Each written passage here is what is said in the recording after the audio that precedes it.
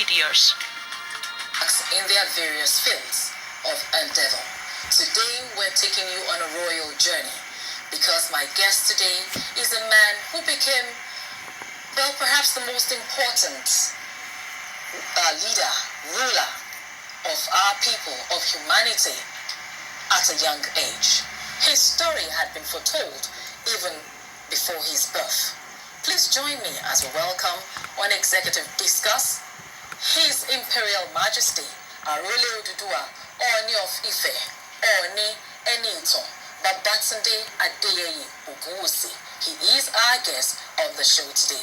You're welcome to Executive Discuss, Kabiyesi. Thank you very much. And thank you for allowing us here. No problem, anytime.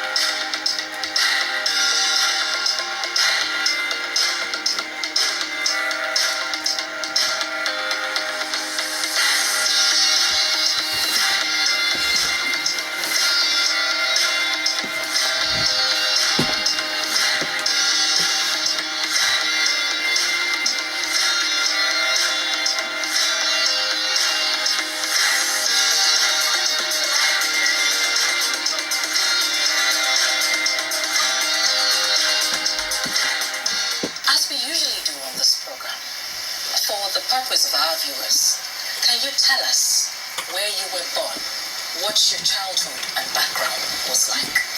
Well, to the glory of God, I was born into the royal family of GSC Ruin House, one of the ruin houses in Ife, the throne of Oduduwa. And when I was born, anytime a particular child of some level of importance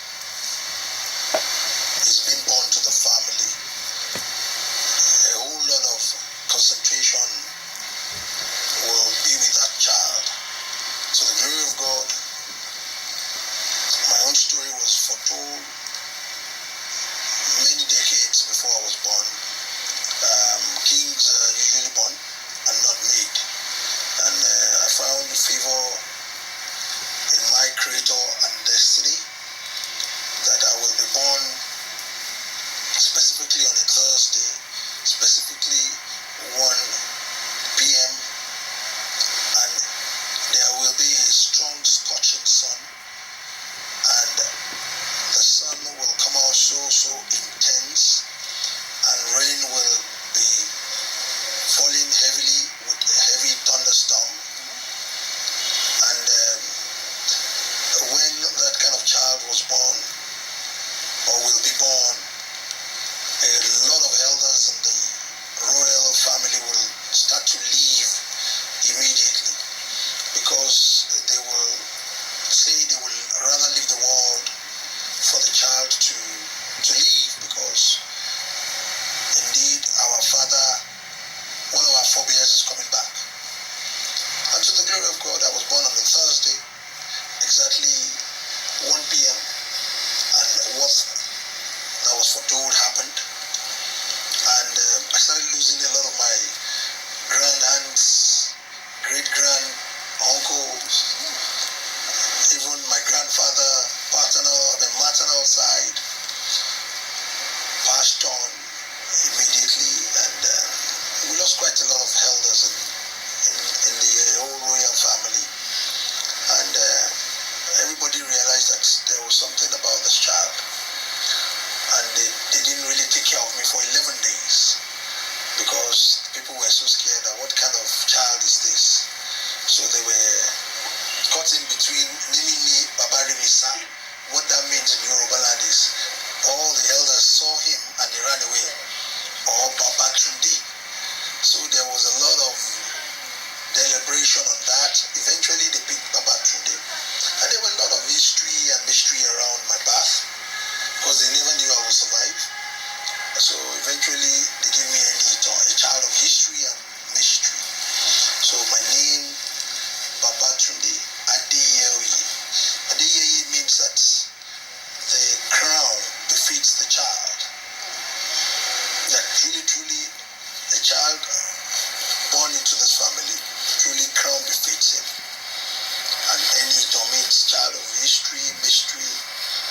story. And so my three names they have very strong meaning. So when I was born, ever since that time, my life has been full of history till date. You said you were not cared for in the first 11 days, yet you survived. That's another mystery. Because immediately I was given back to, they told my mom that our own father died because she just gave birth, and because of the child, that the grandfather kept saying that, no, I have to leave this world. And my mother of blessed memory had a very strong connection with my grandfather. So my mother went unconscious as well. She never knew she would survive it, so she didn't have time for me. It was my auntie that was actually taking care of me, so it affected my eating pattern, even till date. So it was strangely I survived it, very strangely. Strangely you survived it? Yeah, strangely I survived it. You know, after 8 days, you have to do naming ceremony. Mine wasn't like that. Because a lot of pandemonium in the family, everybody was running helter-skelter. What kind of child is this? So that's a really strange story. But like you said, strangely you survived it, and you grew to become who you are today. Can you tell us about your educational background? Well, I did. Excuse me? What are you doing? Look, I've been practicing a lot. You've been practicing on this? Well, kinda, yeah. Woo! Don't wobble. Hey, you don't wobble. Wow, okay.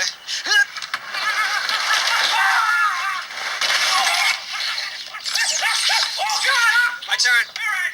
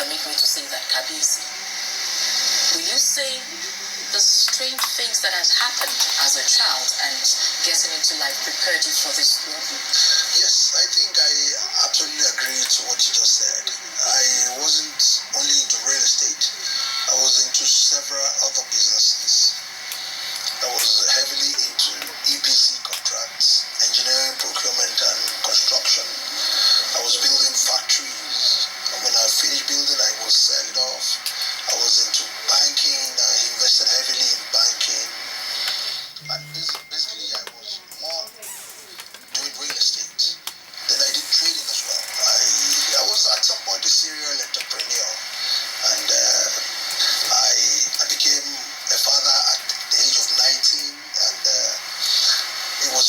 speech to all my contemporaries, and it was a minor step because they would think, how can you of this age be a father? And that actually prepared me mentally from youthful exuberance things, and it was a blessing. God brought it at that time for a reason, for me to just calm down and be focused in everything I will be doing. When I got to this throne, I now realized that really and truly, it hasn't been by my might nor by my power. God actually saw me through. Growing up in the midst of my parents, everybody would just push me aside, and I would say to some elderly people, don't go out, something will happen to you. And it will happen to them. And people will come to my father, my mother's house. They will say I should pray concerning their business. They will give me biscuits, give me all sorts of things, that I should just pray for them. And I will collect, and my parents will beat me again, and I will go behind them. I didn't know what I was doing, but I don't know what they saw, but they would just tell me they will kill, and started giving me all sorts of things. So that prepared me. At what age? At age 5, age 6, very elderly people will come, that I should just say a word to them. And they will give me biscuits, and I will be looking at that biscuit. Without realizing it. It was when I got to this throne I realized that God has actually been with me for a long time. But did that not bring about sibling rivalry for you? Well, yes, but I've always been a very unserious child.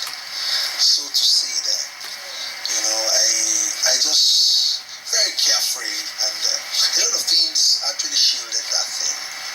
But people that understand some very strong spiritual potential in people will know.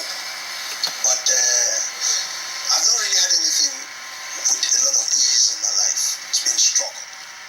But at the end of the day, I will come round, and sibling rivalry.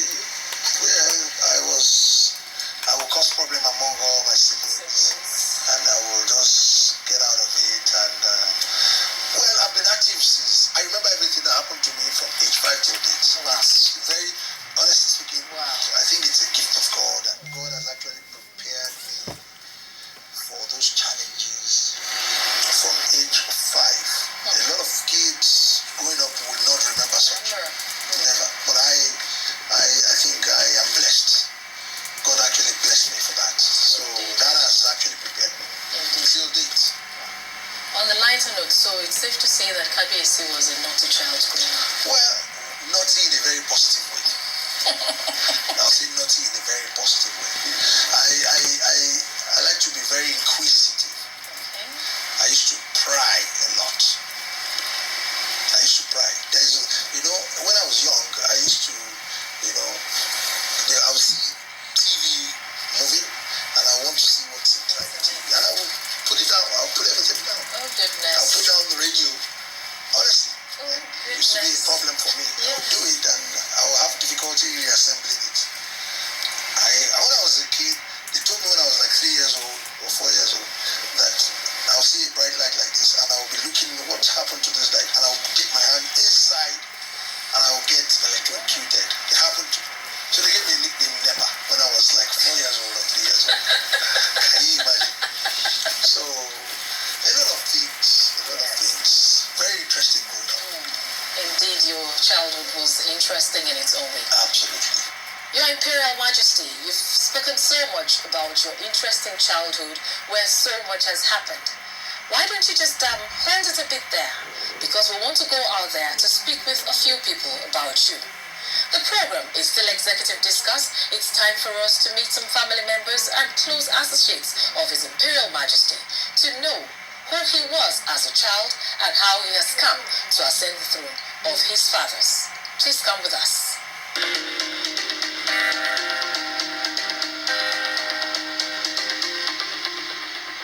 During his formative years, we could see lots of changes. Strange way that he was really exhibiting. Now, the fact that it's the fifth of the 7 children that we are blessed with. We thank God for every one of them, and we give glory and thanks to the Almighty God for His saving grace, because everything is by grace. You don't need to really teach him anything before he knows it. In fact, even driving, by the time he was growing up, nobody taught him how to drive. We never knew that. He used to watch, he would keep on watching like this, and the moment you leave the place, you just assume what you have been doing, without any hitch, without any blemish. That name was given to him by my father. And all the problems we passed through, this, that, the way, before we get back to him, and shortly after, and that was why the mother named him Enito. Let me come up with one Yoruba adage too. Ọmọ tó bá máa jẹ́ àṣàmú, kékeré ló ti máa ń ṣe ṣámúṣámú. You see, he has shown that trait to become great. Trait of greatness.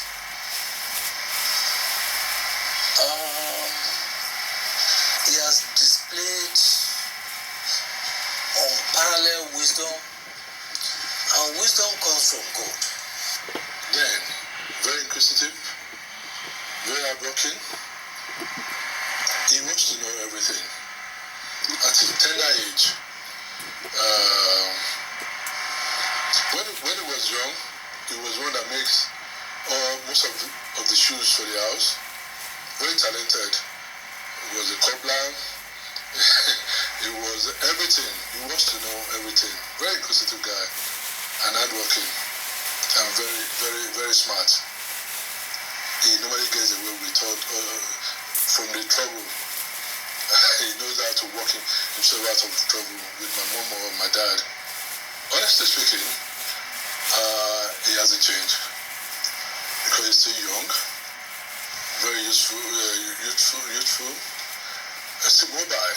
Describing Kabiyesi Oni Adeyeye Enitan Ogunwusi, he is a very loving brother, jovial, kind, and very, very generous. We're very close, very, very close. He has listening ears, even while we're growing up, and is ready to do anything I ask of him. He likes to see people happy, but especially his people. If you walk up to him not happy, you leave his place being happy. He hardly gets angry. And he's a very jovial person, but when it's time to work, he's serious with his work. So he doesn't mix pleasure with his work. He's a loving husband. He's a gentleman. He has a very strong personality, though. And contrary to what people would expect of a monarch of his status, Kabiyesi is romantic and is quite forgiving. His driving force is his love for humanity. That's the first thing on his mind every day he wakes up. He just wants to help people. He wants everyone around him to be happy. And, from my perspective, he doesn't sleep. He doesn't get enough rest. Almost like he doesn't at all. And when it comes to food, he's, almost like he doesn't eat. And it's very down to earth.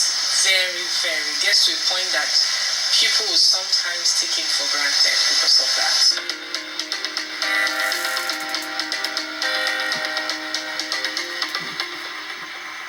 Who better to have heard about His Imperial Majesty from than his father and other members of his family? Surely, he had an interesting childhood and is still living in interesting times here on the throne of his fathers.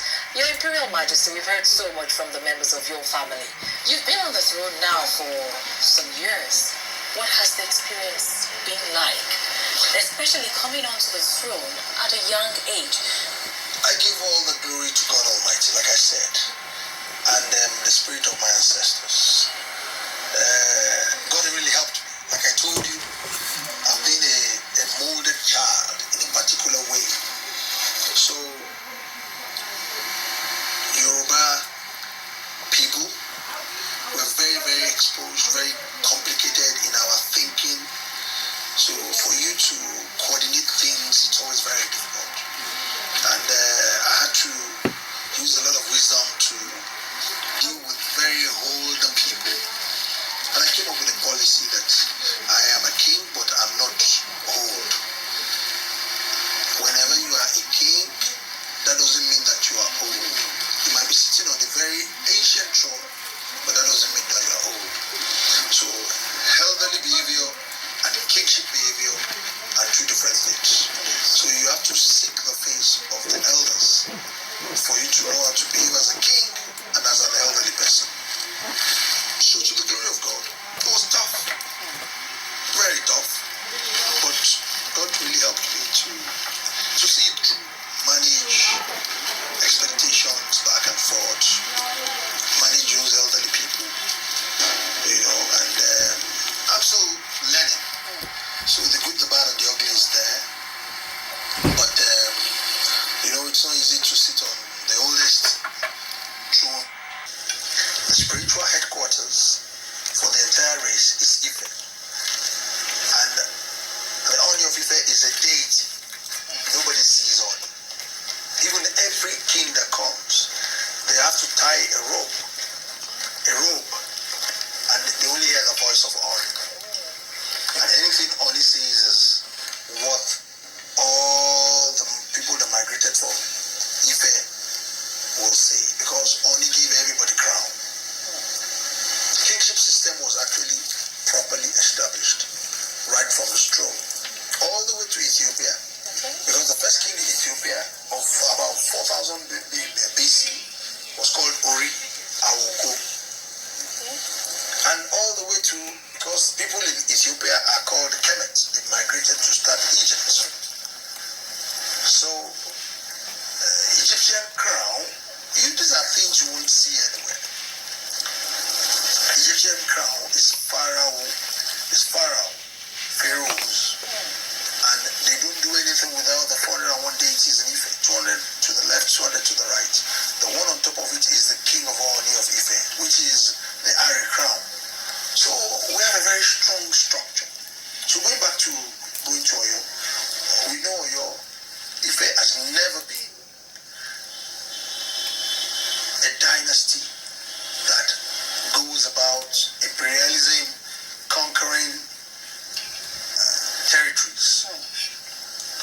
But two kingdoms in which Ife is in between, the kingdom of Benin and the kingdom of Oyo, Ife is right in the middle. You can never hear it in history that kingdom of Benin and kingdom of Oyo, they face each other. Never. It's never happened before.